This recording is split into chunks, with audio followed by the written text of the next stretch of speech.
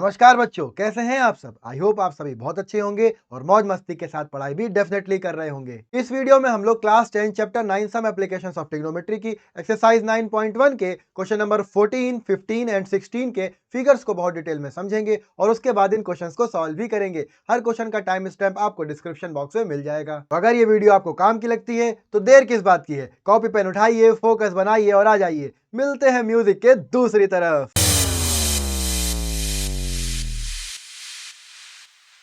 इस वीडियो का पहला क्वेश्चन नंबर 14 है। चलिए इसको पढ़ते हैं। तो इसमें लिखा है a 1.2 metre tall girl spots a balloon moving with the wind in a horizontal line at a height of 88.2 metre from the ground. क्या कहने का मतलब है, देखो ये फिगर आपके क्वेश्चन में दिया है और ये हमने बनाया है। ये 1.2 मीटर टॉल गर्ल है। ये एक बलून को स्पॉट करती है, एक बलून को स्पॉट करती है जो कि विंड के साथ मूव कर रहा है, हॉरिजॉन्टली मूव कर रहा है। मतलब या तो आगे जाएगा या तो पीछे आएगा, लेकिन क्योंकि आपके फिगर में दिया हुआ है कि ये दूर हट रहा है अपनी इनिशियल पोजीशन से, तो यही हमने भी बना लिया है। अच्छा, अब क्या है कि ये बलून की हाइट दे दी है। कितनी दे दी है बेटा? 88.2 अबव द ग्राउंड। तो ये जो बलून है, ये बलून आपका ग्राउंड से कितनी हाइट पर है? बोलो 88.2 मीटर की हाइट पर है। क्या बात है। तो जब ये आगे हॉरिजॉन्टली मूव करेगा उसकी हाइट भी उतनी ही होगी। कितनी? 88.2 मीटर। बात समझते हो? हाँ सर समझते हैं। अब देखो क्या बोल रहे हैं क्वेश्चन में, समझना। The angle of elevation of the balloon from the eyes of the girl. अब यहां पर बात समझना, गर्ल की आंख वैसे तो यहां पर आपको दिख रही होगी, लेकिन हम इसकी आंख को 1.2 मीटर की हाइट पर कंसीडर करेंगे। ठीक है, तो यहां से ये देखती है किसको? बैलून को। तो भैया एक एंगल ऑफ एलिवेशन बनेगा। क्यों? क्योंकि object is above the horizontal level. Horizontal level नहीं दिख रहा है, बना दो भाई आंखों से। ये एक हॉरिजॉन्टल लेवल बना दिया। ये एंगल दे दिया है कितना? 60 डिग्री दिया है। अब जब ये बलून आगे की तरफ मूव करेगा हॉरिजॉन्टली विद द विंड, तो भैया ये देखो एलिवेशन एक और बनेगा। हाँ सर बनेगा। इसमें क्या दे रहे हैं क्वेश्चन में, पढ़ते हैं। लिखा है आफ्टर सम टाइम, कुछ समय के बाद, कुछ टाइम के बाद द एंगल ऑफ एलिवेशन कितना हो जाता है? 30 डिग्री हो जाता है। ये आपके फिगर में भी दिया हुआ है और ये हमने यहां पर बनाया भी है। ये वैल्यू कितनी दी है? ये वैल्यू दी है 30 डिग्री। क्या निकालना है भैया क्वेश्चन में? लिखा है find the distance travel by the balloon during the interval. देखो कितनी डिस्टेंस चल रहा है बलून। पहले यहां पर था, अब यहां पर आ गया। ये डिस्टेंस चल रहा है। अब समझना, अगर हम बैलून से ग्राउंड पर परपेंडिकुलर ड्रॉ करेंगे तो ये भी परपेंडिकुलर, ये भी परपेंडिकुलर, और ये हाइट इक्वल है, तो ये एक रेक्टेंगल बनेगा।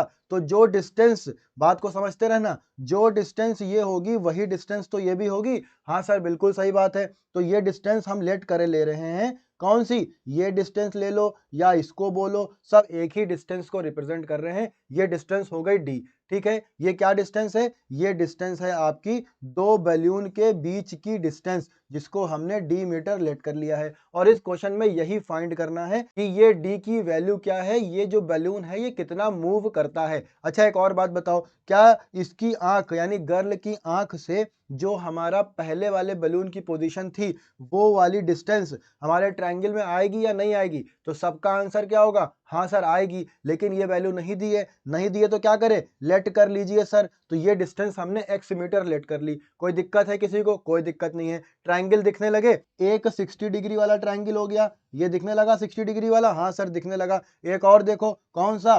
30 डिग्री वाला। ये देखो एक 30 डिग्री का ट्रायंगल दिखने लगा। तो अब हमारे पास दो ट्रायंगल हैं, दो वेरिएबल हैं। तो क्या करना है? कुछ नहीं करना है सर, ट्रायंगल्स का रूल लगाइए और क्वेश्चन को सॉल्व कर लीजिए। चलो भाई, इस फिगर में हम लोग समझते हैं ये क्या रिप्रेजेंट कर रहा है। ए रिप्रेजेंट कर रहा है बैलून की पहले वाली पोजीशन। बी रिप्रेजेंट कर रहा है after moving with the wind balloon की दूसरी पोजीशन, जहां से 30 डिग्री का एंगल ऑफ एलिवेशन बनता है। ये डीएफ क्या है? डीएफ सर आपने एक्स लेट किया है, बहुत बढ़िया। ये है क्या वैसे? ये जो डीएफ है ये गर्ल के फुट से पहले बैलून की जो पोजीशन थी उसकी डिस्टेंस है ग्राउंड पर। ये एफ एच क्या रिप्रेजेंट कर रहा है? एफ एच रिप्रेजेंट कर रहा है सर डी, जिसको आपने लेट किया। ये क्या था?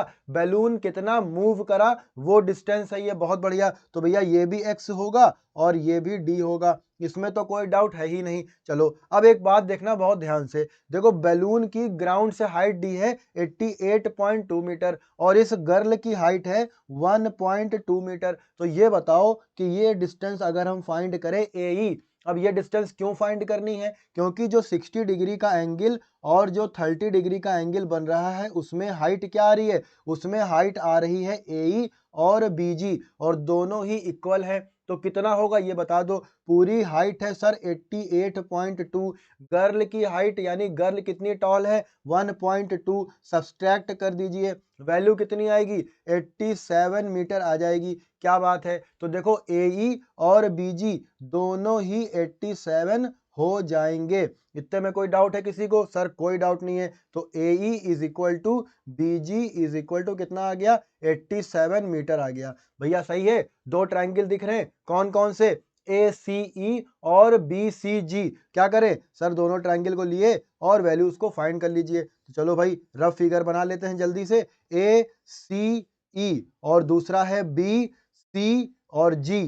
देखो एंगल है पहले 60 डिग्री का और इसमें बन रहा है BCG वाले में 30 डिग्री का। AE की वैल्यू कितनी निकाली है बोलो? 87 मीटर निकाली है। BG भी 87 निकाला है।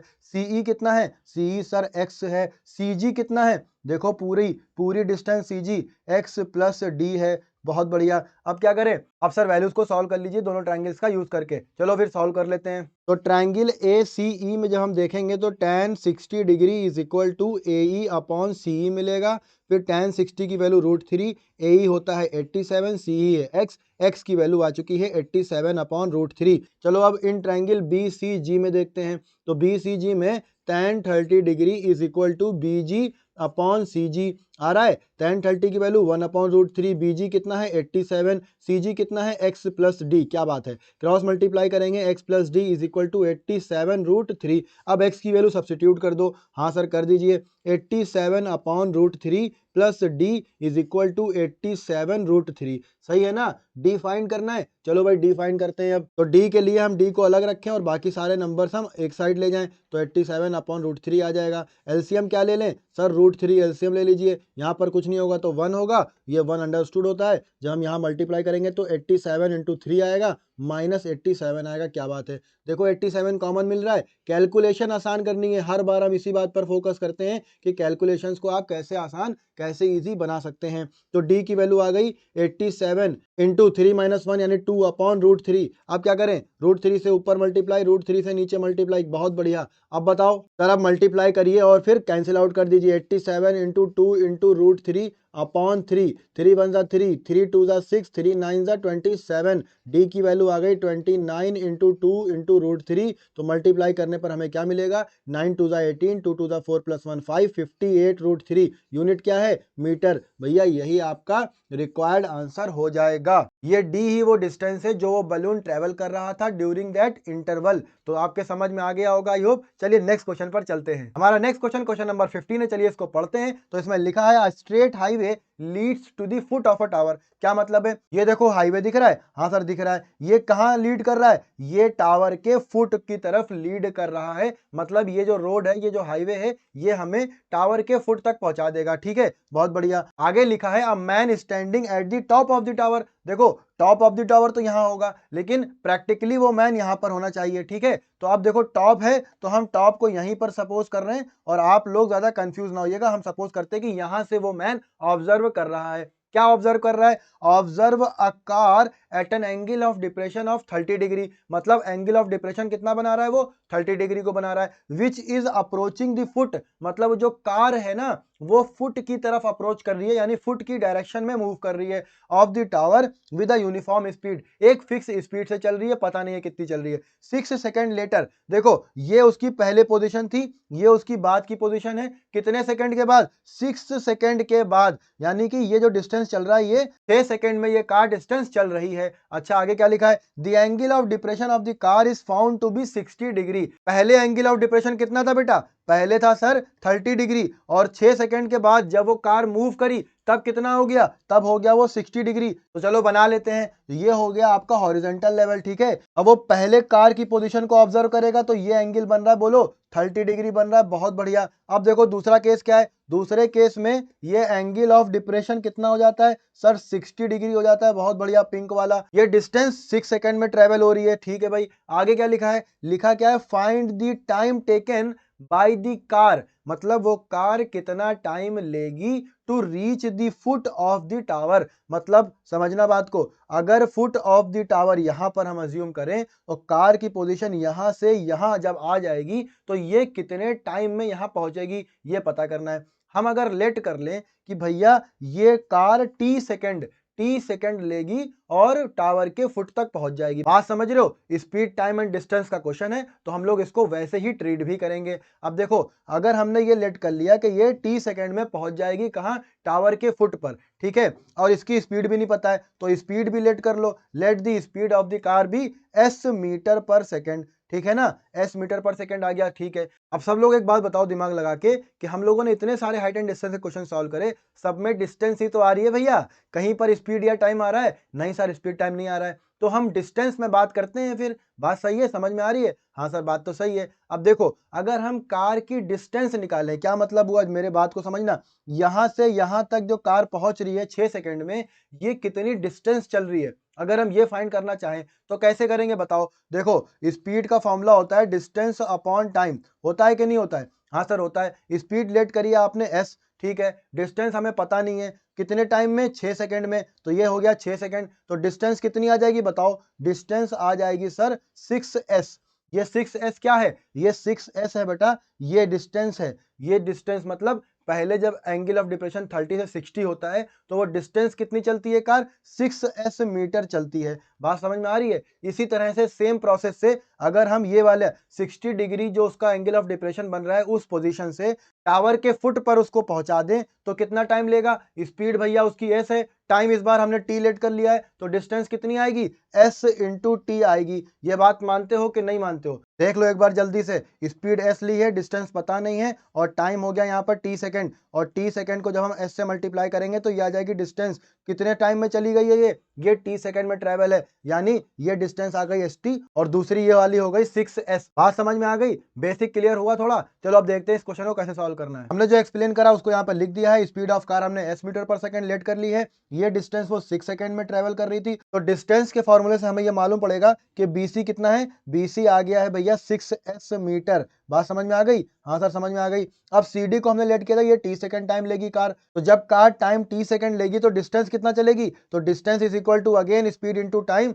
तो cd की वैल्यू आ जाएगी st। बात समझ में आ गई? हाँ सर, समझ में आ गई। यहाँ पर t टाइम है, s स्पीड है, और निकालना क्या है? टाइम ही निकालना है सर। सी से डी तक जाने में उसको कितना टाइम लग रहा है? टावर की हाइट पता नहीं थी, टावर की हाइट भी हमने एच लेट कर ली, ठीक है। चलो अब यहाँ पर कितने ट्रायंगल बन रहे हैं बताओ? सर 2 ट्रायंगल बन रहे हैं, एक में 30 डिग्री एंगल आ रहा है, एक में 60 डिग्री एंगल आ रहा है। बहुत बढ़िया, ये रफ फिगर बना लेते हैं। तो देखो, ट्रायंगल 30 डिग्री वाले में ए बी और डी आ रहा है, तो ए बी डी हो गया।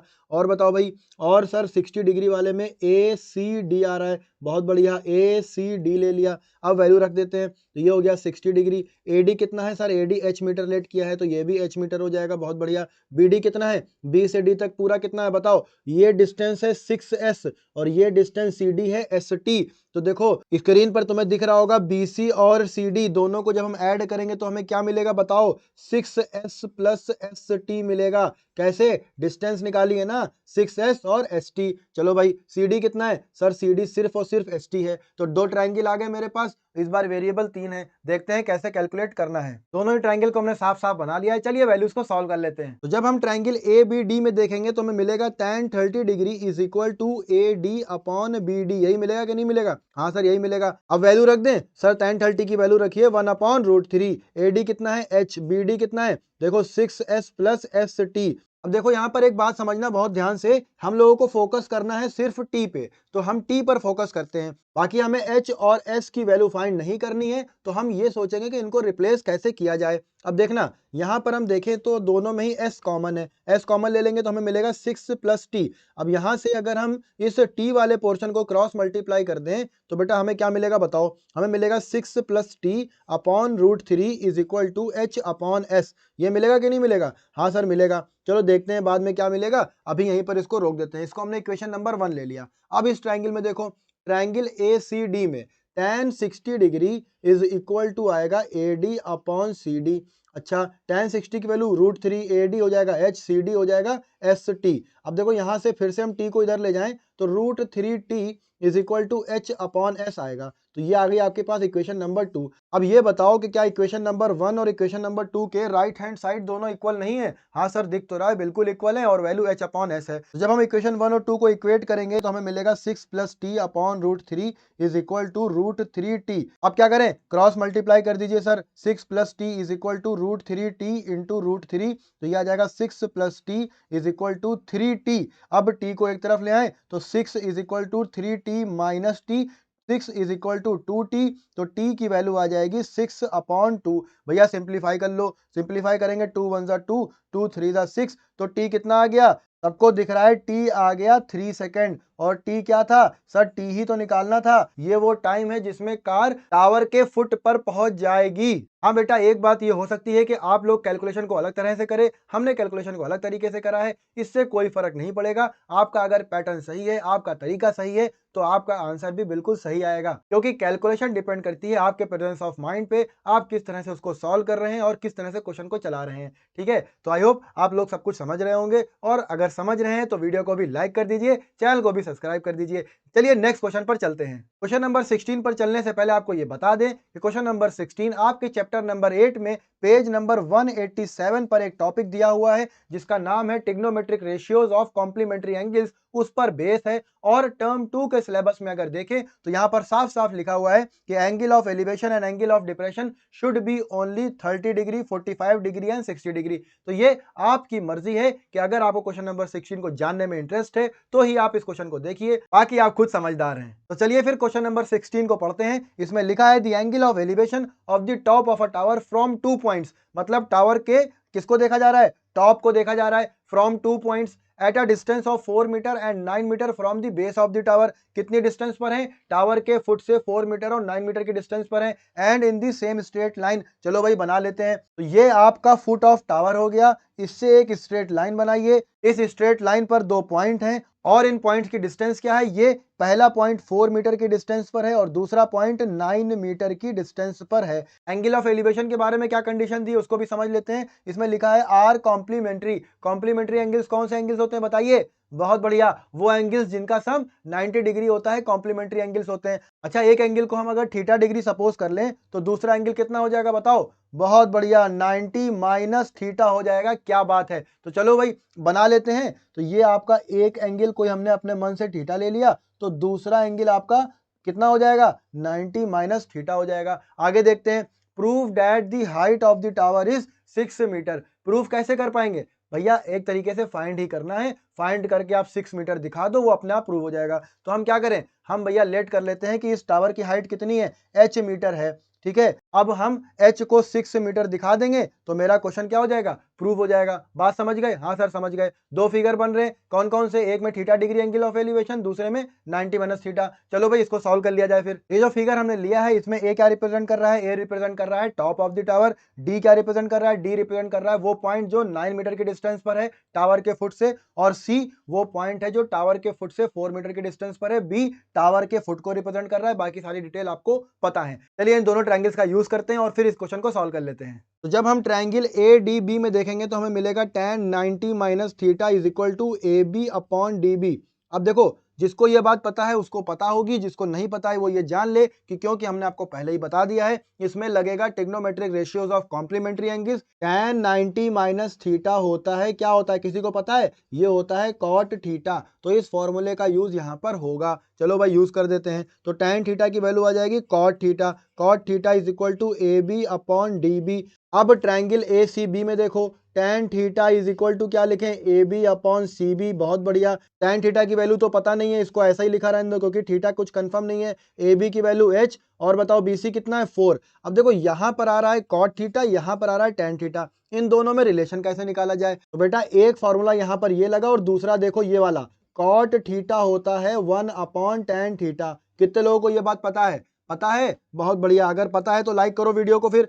तो कॉट थीटा को हम लोग लिख सकते हैं 1/tan थीटा। अब A B upon D B की भी वैल्यू रख दें h/9, ठीक है। अब देखो, अगर हम इसका रेसिप्रोकल करें, किसका, इस इक्वेशन का 1/tan थीटा वाली इक्वेशन का रेसिप्रोकल करेंगे तो हमें क्या मिलेगा, हमें मिलेगा tan theta is equal to 9/h।